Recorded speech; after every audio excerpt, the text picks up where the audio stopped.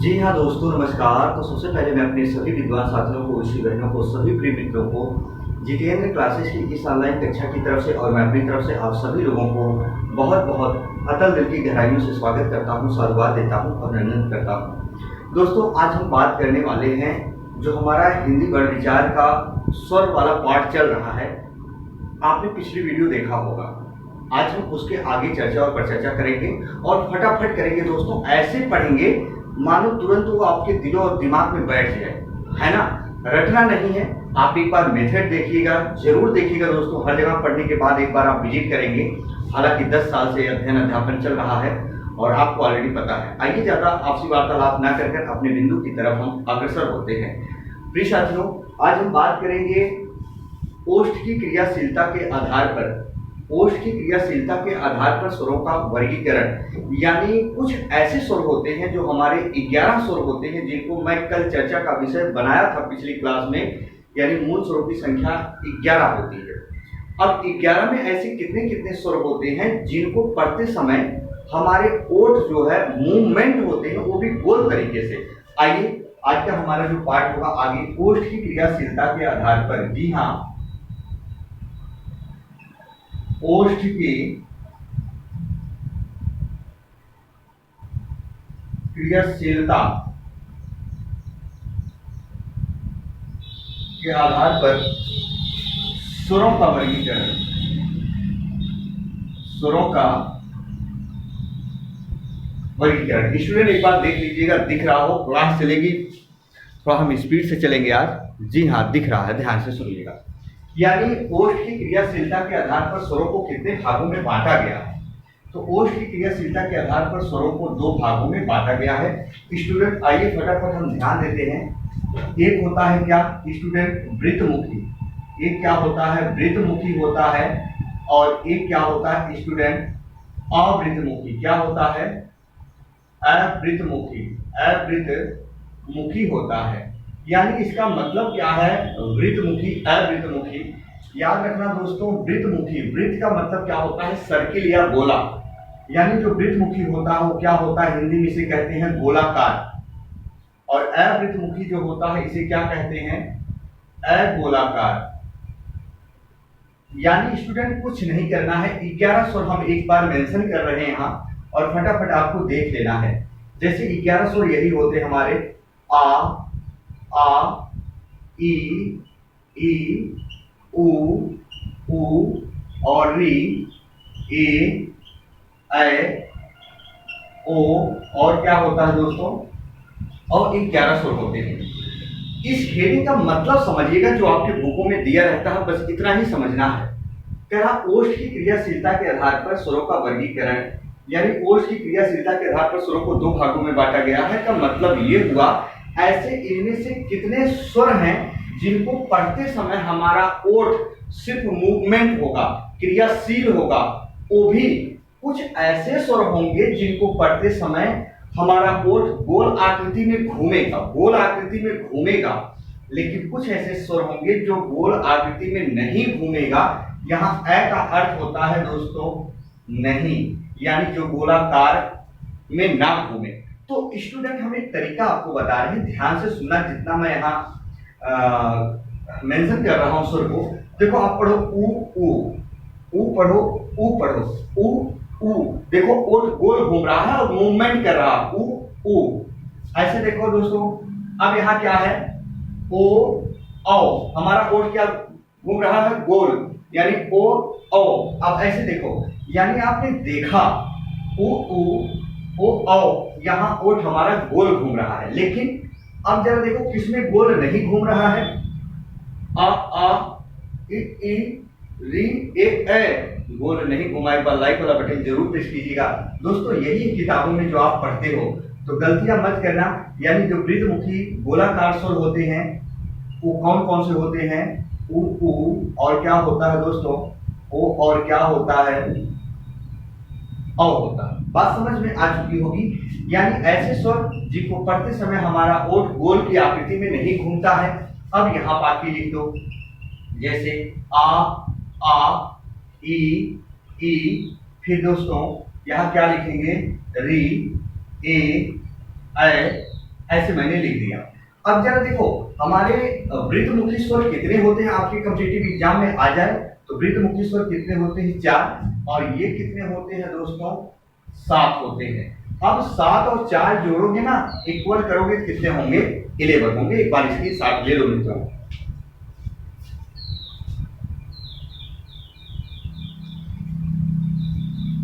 जी हाँ, इसकी 7 ले लीजिए। अब चलते हैं हम अगले टॉपिक पर, फटाफट देखेंगे दोस्तों, टाइम वेस्ट नहीं करना है, बहुत सारी चीजों को देखना है ना। तो अब जरा देखो अगली हेडिंग क्या कहती है दोस्तों। यहां पोस्ट की क्रियाशीलता के आधार पर हमने देख लिया।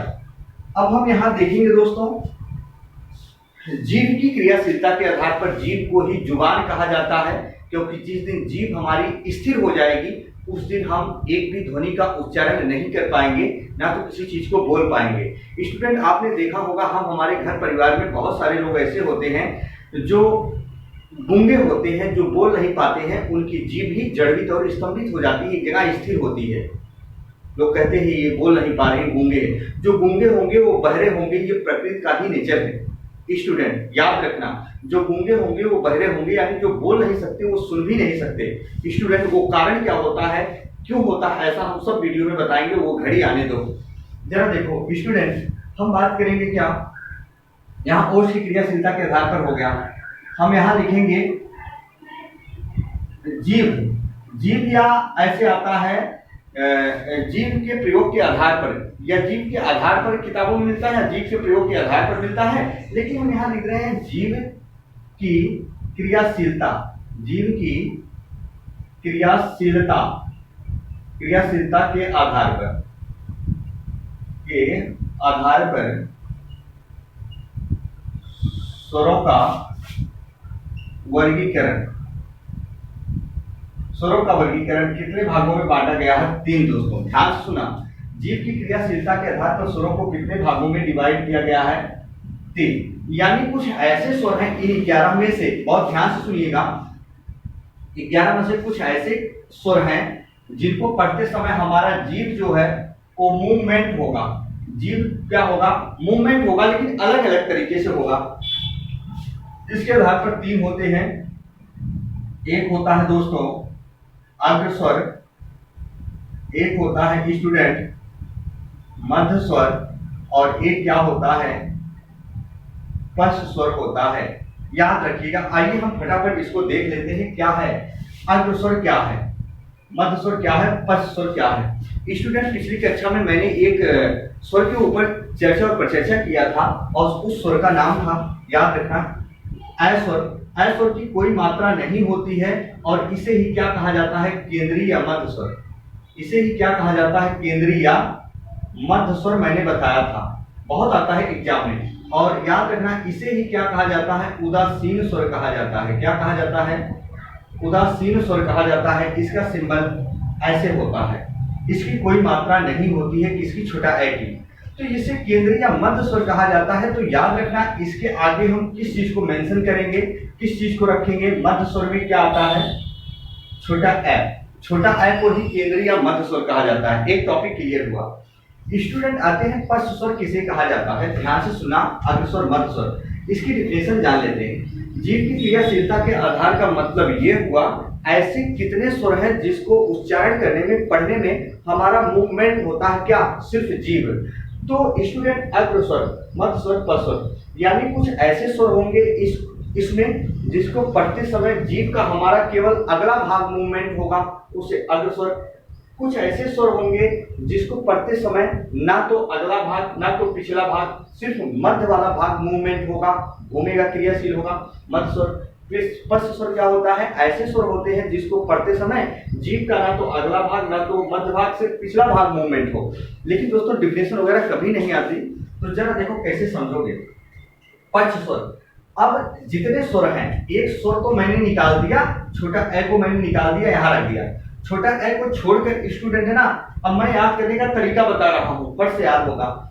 ऐसे जितने स्वर हैं हमारे, देखो जितने स्वर हैं हमारे, 10 स्वर बच गए। अब जिसको लिखते समय 3 जैसी आकृति बने, 3 जैसी आकृति बने, याद रखना, कभी जीवन में नहीं भूलोगे दोस्तों। इसीलिए कहता हूँ कि एक बार लाइक वाला बटन जरूर प्रेस कीजिएगा।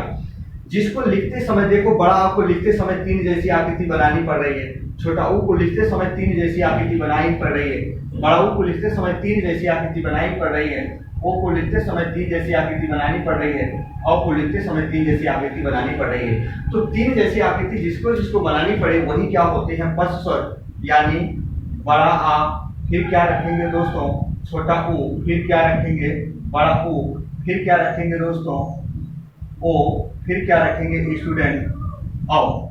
याद रखना, इसके साथ साथ एक होता है मेरा आगत स्वर। आगत स्वर या उसी का नाम होता है मेहमान स्वर, जिसे विदेशी भाषा का स्वर कहा जाता है स्टूडेंट। याद रखना, बड़ा लिख कर इस पे ऐसे एक हम सिंबल लगा देते हैं, इसे आगत स्वर कहा जाता है, गृहीत स्वर कहा जाता है, मेहमान स्वर कहा जाता है ना। इससे बना शब्द क्या होता है, विदेशी भाषा के शब्द होते हैं, याद रखना।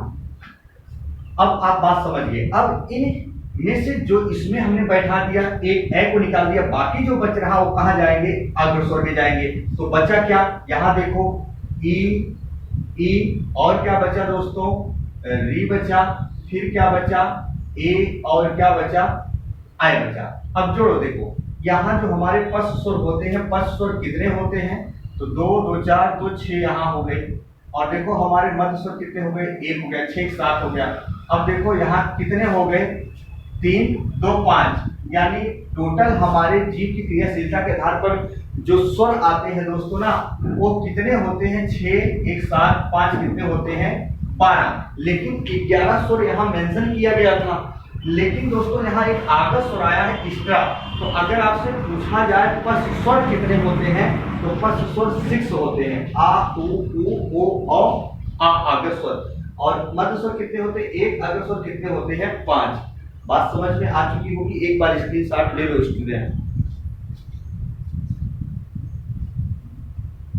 चलिए आगे चलते हैं प्रिय साथियों, है ना। चलो फटाफट देखते हैं हम। अब इसके बाद हम बात करेंगे तालु की स्थिति के आधार पर स्वरों का वर्गीकरण।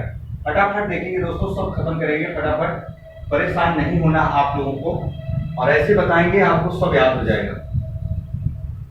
चलो, तालु की स्थिति के आधार पर स्वरों का वर्गीकरण यहां लिख रहे हैं। जी हाँ, तालु की स्थिति के आधार पर स्वरों का वर्गीकरण। तालु की स्थिति के आधार पर स्वरों को कितने भागों में बांटा गया है स्टूडेंट, आप सभी लोग जानते हो, 4। ये तालु है क्या दोस्तों, हमारे ध्वनि के कितने साधन या माध्यम होते हैं निकलने के, 5। याद रखिए, एक हुआ कंठ, पहले ध्वनि अंदर से आती है तो कंठ में आती है, फिर सीधा जाके दीवार या छत में लड़ती है। जैसे मैंने एक बॉल फर्श पर पटका है ना, उस पर प्रेशर दिया तो दीवार में सीधा जाके ऊपर लड़ेगा। तो मेरा कहने का मतलब यह है, पहले ध्वनि अंदर से आई तो कंठ में आई, कंठ के बाद तालु जो जीभ का ऊपरी पोर्शन है, याद रखना जो गड्ढा नुमा है ऐसे बना है, तो वो होता है तालु। तालु के बाद होता है मूर्धा, फिर होता है दंत, फिर क्या होता है, ओष्ठ होता है दोस्तों, याद रखना। तो जरा देखो, तालु की स्थिति के आधार पर स्वरों का वर्गीकरण जो होता है दोस्तों 4, वो होता है क्या, या देखो, एक होता है समृद्ध स्वर, समृद्ध स्वर होता है, एक क्या होता है, अर्ध समृद्ध स्वर होता है, और दूसरा क्या होता है, विपरीत स्वर होता है। जी याद रखना, विपरीत स्वर, विपरीत स्वर होता है, और एक क्या होता है, अर्ध विपरीत स्वर होता है। अर्ध विपरीत क्या होता है, स्वर होता है। तो तालु की स्थिति के आधार पर ये स्टूडेंट 4 होते हैं, लेकिन इन चारों में कैसे जान पाओगे, आप रटते हो, रटना नहीं है स्टूडेंट। आइए समझते हैं। विपरीत का मतलब क्या होता है, खुला। विपरीत का मतलब क्या होता है, खुला होता है। और याद रखना, समृद्ध का मतलब होता है क्या, बंद। यानी बंद का विलोम क्या होता है, उल्टा, यानी बंद का विलोम खुला। यानी समृद्ध का विलोम क्या होता है, विपरीत। अर्ध समृद्ध, अर्ध का मतलब क्या होता है, आधा। समृद्ध का मतलब होता है बंद, आधा बंद। यहाँ हम लिख देंगे क्या, आधा बंद, और अर्ध विपरीत, विपरीत का मतलब खुला, अर्ध विपरीत का मतलब क्या होता है, आधा खुला। जरा देखो दोस्तों, अब कैसे इनको जान पाओगे। हमारे हिंदी भाषा भाषियों के विद्वान साथियों ने क्या कहा कि कुछ ऐसे स्वर होते हैं 11 स्वरों में से जिनको हम पढ़ते हैं तो सबसे ज्यादा मुख खुलता है। इन 11 में से कौन सा स्वर होगा जिसको पढ़ेंगे तो हमारा मुख सबसे ज्यादा खुलेगा। कुछ ऐसे स्वर होते हैं जिनको हम पढ़ेंगे हमारा मुख मानो बंद की स्थिति में होगा पर बंद नहीं होगा, बंद की स्थिति में होगा पर बंद नहीं होगा, क्योंकि जिस दिन मुख बंद होगा तो पढ़ कैसे पाओगे। जैसे भाई हम हमारे घर परिवार में हम मोटरसाइकिल से कहीं या बाइसिकल या फोर व्हीलर से कहीं जाते हैं, जैसे हमारी गाड़ी डीजल में लग गई या तेल खत्म होने वाला होता है दोस्तों, हम कहते हैं तेल खत्म होने वाला है पर खत्म नहीं है, नहीं हुआ है, ऐसे मुख बंद की स्थिति में है पर बंद नहीं हुआ है, याद रखना। वैसे कुछ ऐसे स्वर होते हैं जिनको पढ़ते हमारा मुख आधा बंद होता है आधा खुला होता है, उसी में पढ़ लेते हैं। ऐसे क्या होता है, आधा खुला होता है। तो होता क्या है जरा देखिए, 11 स्वरों में से किस स्वर को पढ़ेंगे तो मुख सबसे ज्यादा खुलेगा, याद रखना। विपरीत का मतलब होता है खुला। बड़ा आ मुंह करो, आ पढ़ोगे तो क्या होगा, मुख सबसे ज्यादा खुलेगा। स्टूडेंट अपने अपने घर परिवार में देखा होगा, बहुत सारे छोटे बच्चे होते हैं, कम समझदार होते हैं, नादान होते हैं। जब स्टूडेंट आपने एक चीज देखा होगा, घर परिवार में कोई भी बच्चा होता है, कम समझदार होता है, नादान होता है, बच्चा कोई चीज निगल जाता है जब गले में या कोई इन्फेक्शन हो जाता है तो हम अपने नजदीकी चिकित्सालय में डॉक्टर महोदय के पास जाते हैं और डॉक्टर महोदय बच्चे से कहते हैं बेटा जरा आकर, बेटा जरा आकर। आ करते ही हमारा मुखाग्र सबसे ज्यादा स्थिति में खुलता है और डॉक्टर महोदय गले में फंसी हुई चीजों को या निकली हुई चीजों को या इन्फेक्शन को देख पाते हैं। क्या डॉक्टर महोदय इन 11 स्वरों में से किसी और स्वर का जिक्र नहीं कर सकते थे उस शिशु से? नहीं दोस्तों, क्योंकि मुखाग्र हमारा ज्यादातर स्थिति में इसी से खुलता है। बात आप समझ गए होंगे। यानी अब इसका आधा किसमें खुलेगा, इसका सजाती स्वर कौन सा है, छोटा। तो याद रखना, अर्ध का मतलब आधा, इसका आधा क्या है, छोटा। बात समझिए। अब देखो क्या रखना है इसमें, बहुत इंपॉर्टेंट चीज मैंने कल चर्चा का विषय बनाया था। संयुक्त स्वर कितने होते हैं, 4 होते हैं, ए, ऐ, ओ और क्या होता है, औ। ये संयुक्त स्वर होते हैं दोस्तों। जो वृद्धि संधि में फार्मूले यूज किए जाते हैं जिस पर एक मात्रा एक्स्ट्रा है, ऐ और औ, देखो एक मात्रा इससे अधिक है, इसमें से एक मात्रा इसमें अधिक है, तो इन दोनों को कहां बैठा देना है, इसमें। बहुत ध्यान से सुनिएगा। यानी ऐ और औ को कहां बैठा देना है दोस्तों, कहां, अर्ध विपरीत में। ये कहते हैं भैया संयुक्त स्वर हम 4 थे, अब 4 में से 2 यहाँ बैठ गए, अब 2 कहाँ बैठेंगे, यहाँ। तो जो बचे हैं इसमें बैठा दो, ये इसमें अर्ध, क्योंकि ये अर्ध वाली कंडीशन है, इसको भी अर्ध वाली कंडीशन बैठाओ तो अर्ध यहाँ बचा है।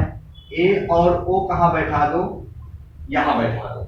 अब दोस्तों जो चीजें बची ना वो समृद्ध स्वर में कर दो, याद हो गया। तो बचा क्या है, अब आप देख सकते हो दोस्तों, यहाँ ई बचा है, फिर क्या बचा है, ऊ बचा है, फिर क्या बचा है दोस्तों, री बचा है। अब देखो यहाँ 3 1 4 2 6 और 5 कितने हो गए, 11 हो गए। यानी इसका मतलब आपसे कोई पूछे समृद्ध स्वर कौन से होते हैं तो आपको बताना है ई ऊ री। अर्ध समृद्ध स्वर क्या होते हैं, ए ओ। विपरीत स्वर क्या होता है, बड़ा। अर्ध विपरीत स्वर क्या होता है, आ ए। क्या होता है, ओ होता है। एक बार इसके साथ ले लो दोस्तों।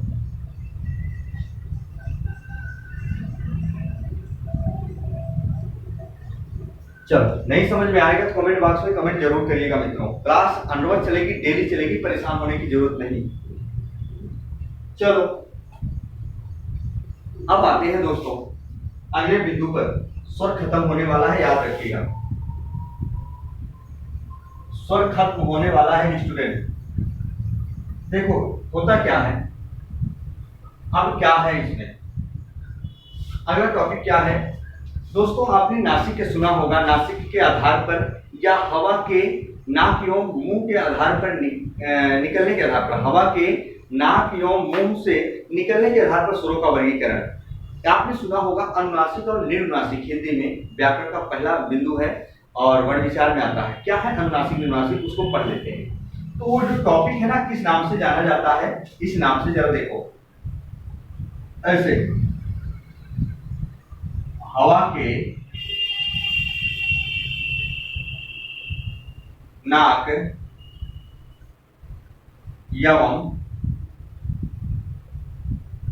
मुंह, हवा के नाक एवं मुंह से निकलने के आधार पर, निकलने के आधार पर स्वरों का जो वर्गीकरण किया गया है वो कितने भागों में किया गया है? तो हवा के नाक एवं मुंह से निकलने के आधार पर स्वरों को कितने भागों में बांटा गया है? 2। कहीं कहीं हमारे हिंदी भाषा भाषी के जो विद्वान साथी हैं उन्होंने कहा हवा नहीं, ध्वनि, ध्वनि के नाक एवं मुंह से निकलने के आधार पर स्वरों का वर्गीकरण तब भी 2 होगा। यानी हम कहते हैं, कुछ लोग कहते हैं ध्वनि जैसे हम बोलते हैं मुंह के साथ साथ नाक से निकलती है, कुछ चीजें ऐसी होती हैं जो वर्ण होते हैं पढ़ते हैं ध्वनि मुंह के साथ साथ नाक से भी निकलती है। तो दोस्तों चाहे हवा की बात करें चाहे ध्वनि की, याद रखना दोनों कंडीशन में आपको क्या लगाना है? 2। आइए हम बात करते हैं, एक होता है अनुनासिक, दूसरा क्या होता है? निरुनासिक। जी हाँ दोस्तों, एक क्या होता है अनुनासिक और दूसरा क्या होता है निर्नुनासिक। अनुनासिक और निर्नुनासिक क्या होते हैं स्टूडेंट? ध्यान से सुनिएगा। अब इसको जरा ध्यान से सुनो, ये क्या है अनुनासिक निर्नुनासिक? अनु का मतलब होता है क्या? साथ साथ। अनु का मतलब क्या होता है? पीछे भी होता है या क्या होता है? साथ साथ। निर का मतलब होता है क्या? के बिना होता है। निर का मतलब क्या होता है? के बिना होता है। स्टूडेंट कुछ भी नहीं करना है। अनुनासिक को और क्या कहा जाता है? ध्यान से सुना तभी आप जान पाओगे। अनुनासिक का दूसरा नाम क्या होता है? चंद्रबिंदु। अनुनासिक का दूसरा नाम क्या होता है? चंद्रबिंदु होता है। और इसका जो सिंबल होता है आप सभी लोगों को पता है, इसका जो सिंबल होता है चंद्रबिंदु का ये होता है। अनुनासिक का दूसरा नाम पूछेगा तो चंद्रबिंदु होता है। पर अनुनासिक का जो विलोम अगर पूछा जाए, अनुनासिक का विलोम तो क्या होता है? अनुस्वार होता है। क्या होता है स्टूडेंट? अनुस्वार होता है। इसका सिंबल ये। अनुनासिक का विलोम क्या होता है? अनुस्वार होता है। अनुनासिक का दूसरा नाम चंद्रबिंदु होता है। अब ये क्या है दोस्तों? ध्यान से सुनना। हमारे हिंदी भाषा भाषी के विद्वान साथियों ने कहा कि 11 स्वरों में से कुछ ऐसे स्वर होते हैं जिनके साथ साथ अगर चंद्रबिंदु का प्रयोग हम कर देते हैं तो उसे अनुनासिक, जिनके साथ साथ चंद्रबिंदु का प्रयोग नहीं किया जा सकता है या चंद्रबिंदु के बिना जो प्रयोग किए जाते हैं उन्हीं को क्या कहा जाता है? निर्नुनासिक। फिर से सुनो, ऐसे स्वर 11 में से जिनके साथ चंद्रबिंदु का प्रयोग किया जा सकता है उसे अनुनासिक, जिसके साथ साथ या जिसके बिना, यानी ऐसे स्वर जो चंद्रबिंदु के बिना लिखे जा सकते हैं उन्हीं को क्या कहा जाता है? निर्नुनासिक कहा जाता है। इसका मतलब यह हुआ। अब आपको कैसे देखना है जरा ध्यान से सुनो। इनमें से कुछ ऐसे स्वर हैं जिनकी मात्राएं शिरोरेखा के ऊपर लगी हैं। कैसे याद होगा? जरा ध्यान से सुनो। अब देखो ये मात्रा क्या है? शिरोरेखा के ऊपर है। तो शिरोरेखा के ऊपर है। अब यहाँ तो चंद्रबिंदु आप लगा नहीं सकते हो, यहाँ चंद्रबिंदु तो लगा नहीं सकते हो, यहाँ चंद्रबिंदु तो लगा नहीं सकते हो। बहुत अच्छी बात बता रहा हूँ, ऐसा किसी पुस्तक में मेंशन नहीं मिलेगा। यानी स्टूडेंट अगर यहाँ लगा सकते हो आप, जो जहां मैंने चंद्रबिंदु लगाया, शिरोरेखा के ऊपर जितनी मात्राएं लगी है, देखो इसके ऊपर जितनी मात्राएं लगी हैं, मेरा कहने का मतलब ये है यहाँ सिर्फ और सिर्फ कर सकते हो तो अनुस्वार का प्रयोग कर सकते हो। किसका? अनुस्वार का प्रयोग कर सकते हो। अनुस्वार का, जैसे ईंधन नहीं ईंधन, ईंधन। समझो इस लॉजिक को जो बता रहा हूं दोस्तों। ईंधन लिख सकते हो, है ना? ऐसे औरों, औरों, जैसे मैंने कहा औरों, औरों, औरों, यहाँ ओ आया तो देखो ओ आया, है ना? तो मेरा कहने का मतलब ये है, जैसे बाजार जाएं, जाए नहीं जाएं, देखो ऐसे मैंने लिख दिया। अब मेरा कहने का मतलब क्या हुआ? ऐसे कितने स्वर हैं जिनकी मात्रा शिरोरेखा के ऊपर लगती है? तो जरा देखो स्टूडेंट, शिरोरेखा के ऊपर लगती है कितने ऐसे स्वर हैं? जैसे ए है। अब ए की मात्रा ऐसे लगती है, इसकी देर देखो, इसकी। अब ए की मात्रा कैसे लगती है? ऐसे लगती है, आपने देखा होगा। लेकिन ओ की मात्रा कैसे लगती है? ऐसे। औ की मात्रा कैसे लगती है? ऐसे, आपने देखा होगा, मैंने सभी चीज को मेंशन कर दिया। लेकिन छोटा ऊ की मात्रा कैसे लगती है? ऐसे। बड़ा ऊ की मात्रा ऐसे। बड़ी ई की मात्रा कैसे लगती है, सिरो रेखा के ऊपर ऐसे, छोटी ई की मात्रा इधर से, और ऐसे हम कर सकते हैं दोस्तों। ये देखो बड़ी ई की मात्रा ये, जी हाँ, बड़ी ई की मात्रा ये है स्टूडेंट, गलत मत करिएगा। और ये छोटी ई की मात्रा है, और ये बड़ा आ की मात्रा है, छोटा आ की कोई मात्रा नहीं होगी। तो मेरा कहने का मतलब ये है, अब कितने ऐसे स्वर हैं जिनके सिरो रेखा के ऊपर मात्रा है, आपने देखा, लेकिन स्टूडेंट ध्यान से सुनो। अब देखो यहाँ छोटा आ है, छोटा ए के ऊपर चंद्रबिंदु का प्रयोग कर सकते हैं, बड़ा आ है, बड़ा आ के साथ चंद्रबिंदु का प्रयोग कर सकते हैं। याद रखना ये नियम होता है, ये नियम होता है। आप अपना दिमाग लगाओगे स्टूडेंट तो गलत कर दोगे। तो ये छोटी ई के साथ भी कर सकते हैं, याद रखना छोटा ऊ के साथ भी कर सकते हैं, और बड़ा ऊ के साथ भी कर सकते हैं, ऐसे री के साथ भी कर सकते हैं। लेकिन री का प्रयोग जो होता है सिरो रेखा के नीचे होता है किसी भी वर्ण में। तो ये कहा जाता है, हमारे हिंदी भाषा भाषी के विद्वान साथियों ने कहा, याद रखना इनके साथ साथ चंद्रबिंदु का प्रयोग किया जा सकता है, इतना याद रखना। हमेशा और हमेशा कभी गलत मत करना जो मैं बताया हूँ। बाकी देखो दोस्तों, जो ये स्वर है जैसे ए है, तो इसके साथ भी चंद्रबिंदु का प्रयोग किया जा सकता है अगर एग्जाम में आए तो। लेकिन स्टूडेंट गलत करते हैं, इनके साथ मात्रा है तो गलत कर देते हैं। ये अपवाद का नियम है स्टूडेंट, अगर आएगा तो गलती मत करिएगा, यहाँ लिख लीजिएगा। अब देखो जैसे ए हुआ, ओ हुआ, और क्या हुआ, औ हुआ। तो देखो इसके साथ चंद्रबिंदु का प्रयोग नहीं किया जा सकता है, गलती मत करिएगा, चंद्रबिंदु का प्रयोग नहीं किया जा सकता है। तो ये निरुनासिक है, ये सभी की सभी क्या है, अनुनासिक है। किताबों में आपके अलग अलग वर्ण मिलेंगे, हो सकता है इनमें से कुछ मिले कुछ ना मिले, लेकिन जो फैक्ट चीज है वो मैं बता रहा हूँ, याद रखना। कहीं अगर बड़े स्तर पे आप जाओगे, लेवल अच्छा होगा पेपर का, तो जरूर ये पूछेगा, गलत मत करना। किताबों में आप इधर उधर पढ़ते हो, दो एक पढ़ते हो, है ना, पर वो आप पढ़ो, पर मैं एक्स्ट्रा चीज आपको बता रहा हूँ। स्टूडेंट एक बार आप स्क्रीनशॉट ले लीजिए।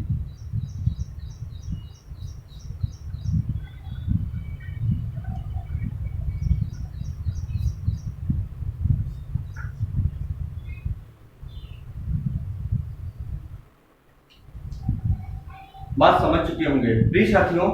इसके बाद ये हमारा टॉपिक ही था, हमारा स्वर चल रहा था, और ये टॉपिक हुआ हमारा समाप्त। ध्यान से सुना। इसके बाद प्रिय साथियों हमारा व्यंजन स्टार्ट होगा। क्या स्टार्ट होगा, व्यंजन होगा। 2 क्लास में हम संपूर्ण व्यंजन या और कुछ समाप्त करने का प्रयास करेंगे, परेशान होने की जरूरत नहीं है। तो आप प्रॉपर पढ़ते रहो, और नेक्स्ट दिन आपका व्यंजन का टॉपिक चलेगा। व्यंजन कैसे कैसे आते हैं, संयुक्त व्यंजन क्या होते हैं, आगत व्यंजन क्या होते हैं, नवीन विकसित ध्वनियां क्या होती है, सारे बिंदु पर चर्चा करेंगे। स्पर्शी व्यंजन, मूल व्यंजन कैसे कैसे बनते हैं, है ना। तो दोस्तों आज आपकी क्लास यहीं तक होगी, फिर हम मिलेंगे नए बिंदु के साथ। तब तक के लिए मित्रों जय हिंद, जय भारत।